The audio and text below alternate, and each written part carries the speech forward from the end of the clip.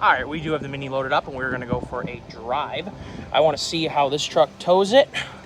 We are not on the overloads yet. Got about 1.25 inches, and I assume it's the same over there. I think the Minis are like 13.2-ish, 13.3 with the rubber tracks. Trailer should be like 32 to 34, I think. Truck's ready for 18K. We have 2 chains on it. We also have a strap holding the bucket down. Should be good to go in that regard. I am not operating for commerce. I am moving my piece of equipment from one place to another. So, yeah, let's go see how it tows. See how the 7.3 does. I've never put this much behind it yet. So we're about to find out how she does. Stay tuned. All right, guys, we are at about 17,000 pounds behind this truck right now. By the time you have binders and straps and extra crap. And that is the first time I've moved that much with this truck.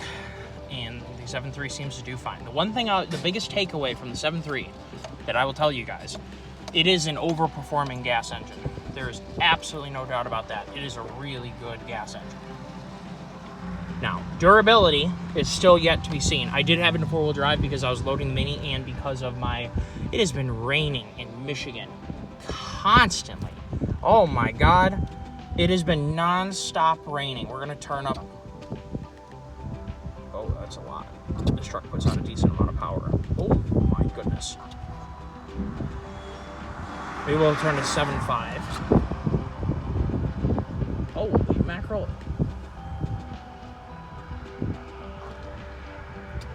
Wow.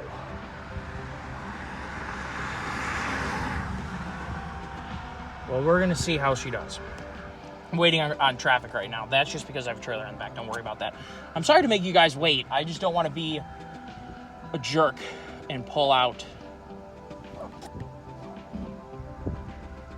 without enough space. We are going to go to a paved road and I'm sorry, there's still another couple cars, guys. Doing the best I can here. I just don't want to pull out in front of people. We're going to go to a paved road and see how it handles. And we're going to do it very carefully.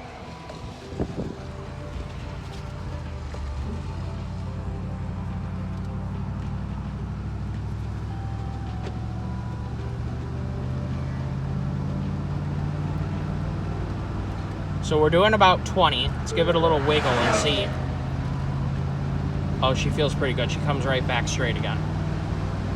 So we should be in pretty good shape. We'll roll up the windows. So I'm using, oh my God, I've got to turn the heat down. What the heck was my better half driving my truck? Holy mackerel.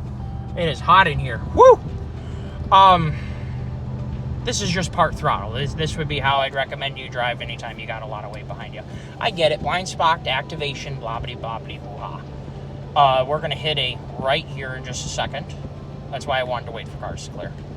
We're doing 45 right now. Let's give it a little wiggle. Oh yeah, she's good back there. She's real happy. No problems. So we got her loaded good. When you have this much weight behind you, it is absolutely pivotal to get your weight distribution right. You really feel it. You really feel it. We're gonna hang it right here, and then we will kind of get to feel how the truck does. Hang a turn signal. Brakes feel good. Now, obviously, I want to say something to you guys. There's a lot of bitter and banter about this and about that, about this truck tows better, blah. You got to realize what amazing things were done in this country with a Model T truck and with old gas-powered machines. And then move into the 70s, how much logging, how much mining, how many roads, highways, train networks, what commerce was done in this country with low power, gas, and relatively archaic diesel engines. Into the late 70s and 80s, diesel started to become a lot more road friendly and a lot more customer friendly. And you had a lot better trucks come out that were just set up better. For the average Joe. We'll give her a little wiggle in a second and just kind of see how she looks. That's how she looks back there. Give it a little wiggle in just a second. Up, she dampens right out. Yep, good to go. That's a really good little test to see where you're at. Chassis feels really good, it should. Now, I want to give you guys an honest thought here. I got 350 because that's what was sitting on the lot. There isn't a whole lot of difference between the two. There isn't anything a single wheel 350 can physically do safely than what a 350 can physically do safely. Their limits are very, very close, if not literally the same. Now, I just showed you just a second ago that we weren't even on the overload springs. So the very spring rate difference that separates between a 350 and a 250, I'm not even anywhere near. And I want to point out something. If I squatted this truck anymore, the headlights would literally be at the sky. It is squatted pretty good. It is squatted more than enough to tell you that you have plenty of tongue load on the trailer. So, whether I've said this from when I first got the truck, I wonder if the overload springs are too high. You almost don't even get on the overload springs with any realistic amount of weight. Excuse me. Besides if you were to put, say, a rock salt spreader in your bed, or if you did something crazy. Well, if you put like a dump bed thing into a truck, or maybe you put a pallet of cement, Quikrete, or something in the back of your truck. You put something in there that held a large amount of stuff. And stuff that's very densely packed with weight. This seems to be, well, my F-250 squatted a good bit with this setup, and I put Timbrens on it, and it made a huge difference. This truck squats basically the exact same as my 250 did before the Timbrens, and worse after the Timbrens. My F-250 squatted less when it had the Timbrens than this truck is squatting without the Timbrens. My assumption, and I think a lot of people share this thought, and I'm not going Mach 10 because I don't feel any need to go Mach 10. So, yeah, I'm only doing 50 to 49 or whatever. I'm getting to feel how this combination works. I haven't towed this heavy with this truck before, and I want to make sure that I kind of feel what it's going to do. Because you can hit a bump, and you can hit things can happen. You might need to jam on the brake when a deer runs out or something, and you need to know how the truck's going to react when it does it, because you don't want to lose your stuff off the side of the road. But anyway, the 350, and this is consistent with every one of these trucks I've ever driven. The Leafs that are before the overload look exactly the same. Whether it's a third gen Dodge, or whether it's a GMT 800 Chevy, or 900, or K2X, or whatever they're called. And then, your 4th gen Dodge, your 4.5 gen, your 5th gen. From what I've seen, the Leafs that are there in the pack before the overload look exactly the same as the 2500 250 counterpart. So, they're rating it based upon what that big overload does. If you're not hitting the big overload, then you're not using the big overload. It is, now granted, if I were to hit a bump really hard, it's going to hit the overload spring, and it's going to help dampen and control what happens to the pickup bed or pickup as the trailer gets hammered by a bump, and you get hammered by a bump and whatever, you go on with your life. That's true. So it's in a static form, the truck's just cruising, you haven't hit a bump yet. I'm 1.25 inches at least away from the overload, contacting the rest. So I'm not really using the overload. So frankly, it may as well not be there. And what I'm getting at is, except for when you hit a bump, granted, it's going to help you there. So if you're concerned, if you're a farmer, you're not concerned about anything. But if you're just a normal individual, be very careful on getting convinced to trade in your truck and go buy a new one and lose a bunch of money to get literally the exact same truck with a different badge on the side of the door and a different payload sticker. That payload sticker is directly connected to not the tires, not the wheels, because it's the same wheels and tires that come on both of them. And they're usually not, the door sticker doesn't show you to put to max PSI, because you're not at, or you don't need to be at max PSI, because the tire has more capacity than the truck has. The combination of 4 tires has more capacity than the truck physically has. So you're not getting anything special. Usually the axles are the exact same, and with the Dodge and with the Chevy, that's true. They should all be AAM 11.5s, at least in the last long time, 10 years. Dodge stopped using the 10.5 a good while ago. And the Ford still makes the 10.5, or so the AM is not the same as Sterling. So Ford's got a Sterling 10.5, and other than here in 2023, when somebody screwed up big time and managed to take an axle that's been in production since the early 90s and managed to screw up an axle shaft, supposedly is what the recall is for. To me, that's absolutely wild. That axle has been bulletproof, overloaded way beyond reality by everyone since the 99 Super Duty and since the OBS running the 10.5 or 10.25, excuse me, axle. So, in the Ford, you now have the Sterling 11.6, which is what this truck has, which I'm sure is a very strong axle. The M275, which is very comparable to the 10.5 Sterling. The 10.5 Sterling has more or less been ushered out a little bit because it is. My uncle literally helped design I was on the development team for the M275. It is not. It may have a stronger weight rating because they're playing with weight games. Never has Ford ever thought that the 10.5 wasn't capable of just getting a bigger sticker and whatever. The 10.5 is slightly less efficient. That's what it all comes down to, is EPA efficiency, EPA rating, passing EPA ratings. The 10.5 wastes slightly more power than these new breeds of axles. Now, one thing that we can all be concerned about is that when the M275 came out, they had a lot of recalls. So I hope I don't have the same problem with the Sterling 11.6. But if that happens, you just take care of it and you move on, you get a new part. So hopefully that doesn't happen. Well, what I'm getting at is, don't get talked into trading in a truck that you've worked hard for, paid for, done all this stuff, because just having a different badge on the door and just having a different payload sticker doesn't necessarily mean you're actually any safer. There's a difference between the numbers game and the actual reality. So a lot of people work really hard. This is kind of a trying time in this country because, well, I'm going to cut to the chase on that. This is an incredibly rich country, and our lowest income people are in the 1% of the world. This is an incredibly rich country, but people work extremely hard for that.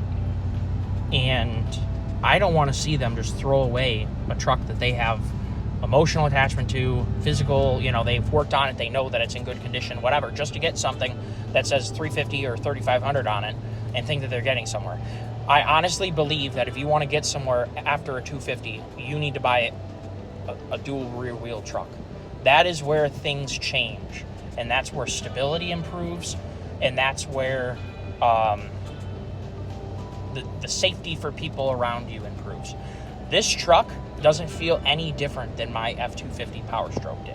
And I'm going to tell you right now, it feels, and hold on to your hats, slightly worse. And I'm going to tell you why. I can feel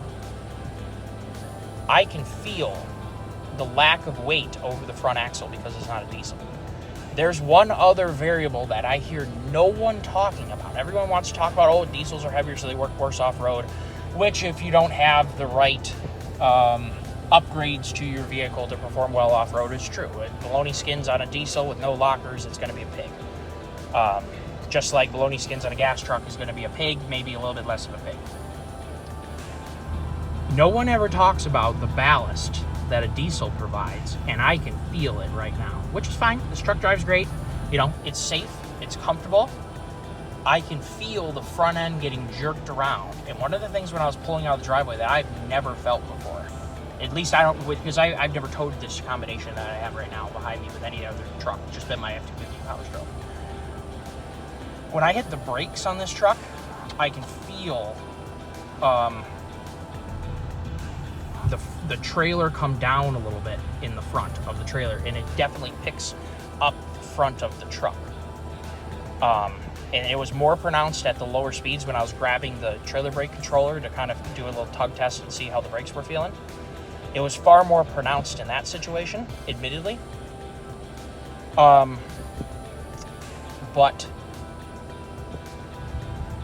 what am I trying to say here? I've never felt that before. And it's not a huge deal, but I've never felt the front end of the truck raise up so fast. And I will say the power density that is in this truck, given the motor's size, when you pop the hood on this truck, it looks like you have, it looks a lot like my dump truck that has, it's a medium duty Chevy chassis with a 350 Chevy under the hood. That motor, you could put 2 motors in that thing. That's kind of how this looks. And when you compare that to what the underhood of a 6.7 looks like, it is rather impressive what they've packed into this little guy, because the block appears to be very intelligently designed.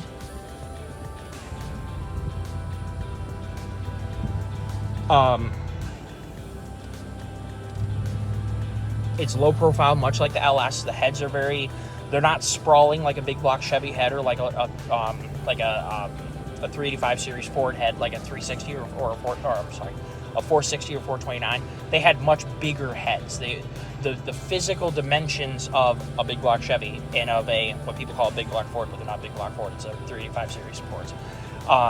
They're physically big motors. This motor doesn't look that much different than a 6.0 Chevy does. And keep in mind the difference. A 6.0 Chevy is 364 cubic inches. This motor is 445 cubic inches.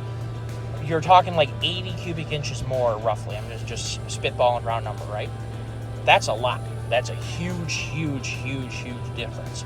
And when you have the mechanical advantage has the habit of amplifying exponentially the end result. Now, granted, just a straight up lever arm may not have that same effect, but consider the bore gets bigger. The bore is getting bigger and the surface area is going up exponentially. So there's a very tangible advantage to this, and it's fantastic. So I'm glad that they made such a small engine that is so useful. And as you see, we're just creeped up to 55, and I'm using no throttle. You can see the truck's doing this, for sure below 3,000 RPM, if not for sure below 2,500 RPM. Very, very impressive. There's no stability issue here. We could do this all day, all night, no problem. The truck definitely has got itself figured out. Now, one thing I am going to do real quick is switch over to tow haul, because I forgot to do that, but that's okay. Now, tow haul seems to favor 8th gear and doesn't really let you use 9th. For this throttle load or for the throttle angle and the load on the engine and whatever, the truck did allow me to use 9th there when I was in normal mode. Especially with this engine having those earlier failures with the cam, the lifters, the roller lifter failing on the cam, or the cam failing and the roller lifter eating it up, whichever one it is.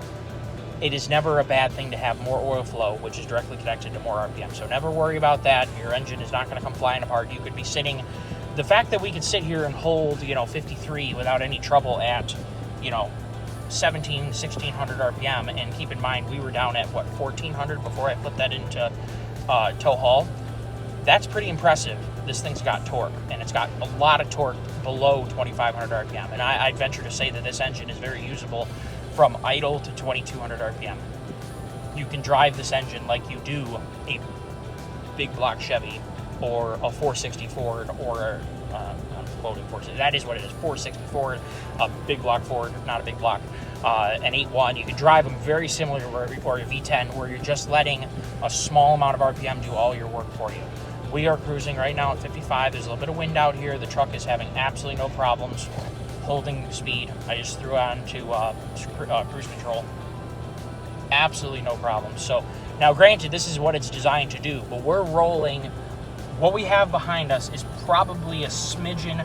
We're probably talking 500 to 800 pounds less than what its maximum towing capacity is rated for in this configuration. 4-wheel drive, 7.3, 373 gears, crew cab, 4-door.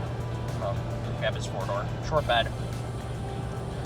18,000 pounds is this thing's conventional hitch rating. And that's one of the biggest reasons I got this, was just, I don't want to have any questions. We're the numbers game. We're playing the numbers game. We're in the numbers game. What we got behind us right now is under the maximum rating for this truck. But keep in mind, 17,000 pounds is a heck of a lot of weight in a conventional hitch. It is very impressive, and it absolutely would be easier to tow with a gooseneck probably. Goosenecks come with their own disadvantages. I would love to have a gooseneck at some point, but they're so dang big, and they turn so bad when you're backing up. They cover so much longitudinal space when you're trying to back up. Not in a straight line, of course. You back up just as straight as this. When you're turning, you scrub a lot of distance with a gooseneck because the truck has to turn and move a lot to make the trailer react at all. Because instead of having the amplification of the center line of the axle to where the ball is on the truck, on the back of the truck, the ball for a gooseneck is basically directly over top of the axle, which is more or less the pivot point of the truck. It is the pivot point of the truck. So you're getting very little amplification, which is something that you use to your advantage with a conventional hitch.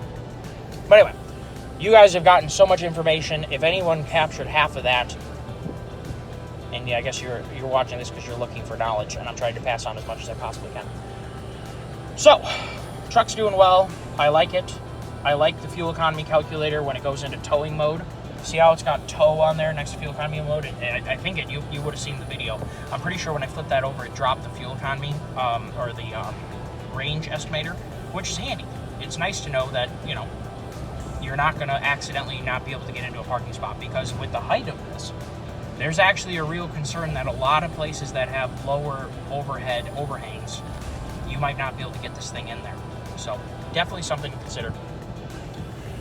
But anyway, we are in good shape. I think that, and this right now is the heaviest apparatus that I'm going to tow.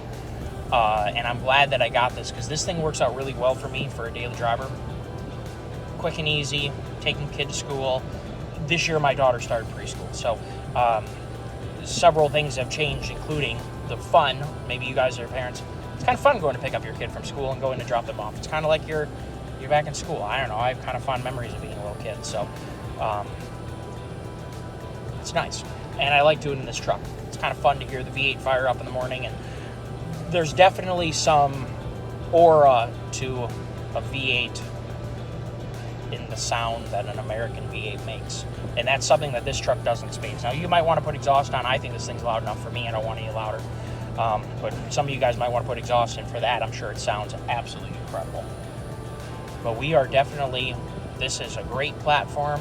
If it's as reliable as it is, great. This is a good platform. And I hope that it does turn out to be as reliable as I would hope it would be. It's a Ford.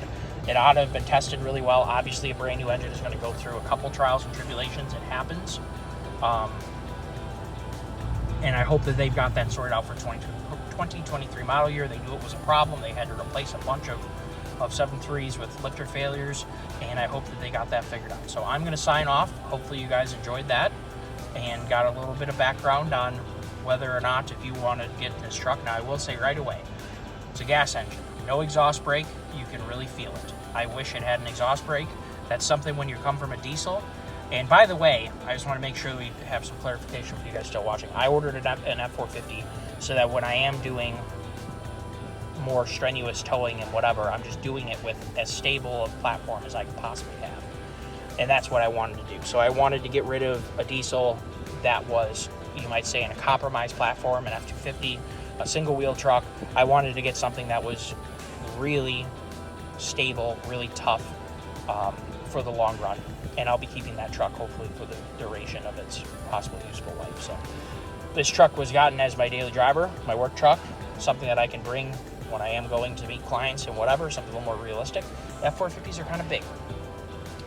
So, thank you all for tuning in. Hope you guys have fun. Again, 7.3, 2023 model, has the more torque that they upped the torque rating. And it's a great, really nice setup. I like it a lot. And this is coming from a prior diesel owner and from someone who's a diesel enthusiast, but also a gas enthusiast. I like gas engines too. I definitely like that this thing does the job. It definitely does the job. There's absolutely no doubt about that. You can get the job done if you live on flat land. Would not recommend towing this much in the mountains. You will be pulling your hair out going uphill, and you will be sweating bullets coming downhill because you don't have an exhaust brake to help keep your brake pads dry or cool. So If you guys ever towed something heavy in the mountains, you know exactly what I'm talking about. If you don't know what I'm talking about, you've never towed anything heavy in the mountains. So I guess, you know, it is something you need to consider, the temperature of your brake pads coming down a hill. That's all I have to say about that. Thank you guys for tuning in. Hopefully you enjoyed it. I'm enjoying my truck. Hopefully if you guys have one and you're looking to see what you can put behind this thing, I hope that when and if you choose to get one, you like it too. Take care of yourself. Bye-bye.